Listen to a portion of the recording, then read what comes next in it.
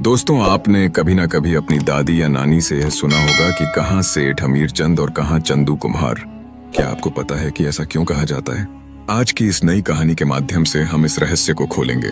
साथ ही दोस्तों, यह कर्मों के फल और भाग्य की लीला पर आधारित एक बेहद प्रेरणादायक कथा है।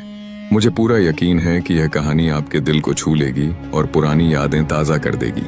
तो दोस्तों, कृपया इसे अंत तक जरूर सुनें। चलिए कहानी की शुरुआत करते हैं। सेठ हमीरचंद एक समृद्ध और दयालु व्यापारी थे जो अपने शहर की जनता को अपने परिवार की तरह मानते थे। उनका विशाल व्यापारिक साम्राज्य समुद्र तट पर बसा एक व्यस्त बंदरगाह शहर में फैला हुआ था। सेठ के पास अनगिनत जहाज थे जो दूर दूर देशों से मसाले, रेशम और रत्न लाते थे। उनके गोदामों में सोना चांदी की चमक ऐसी थी कि लोग कहते थे, सेठ का घर सूरज की किरणों से जगमगा उठता है। लेकिन सेठ हमीरचंद कभी घमंड नहीं करते थे।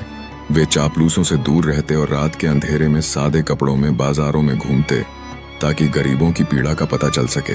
शहरवासी उन्हें देवता की तरह पूजते और उनकी दानशीलता की जयकारें लगाते।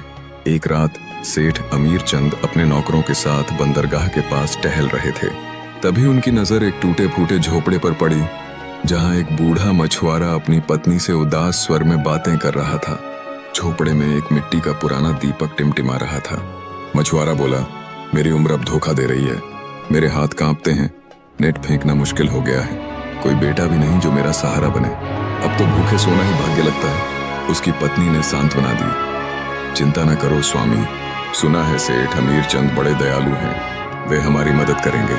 अगली सुबह बूढ़ा मछुआरा सेठ के विशाल व्यापारिक द्वार पर पहुंचा। सेठ का अभिवादन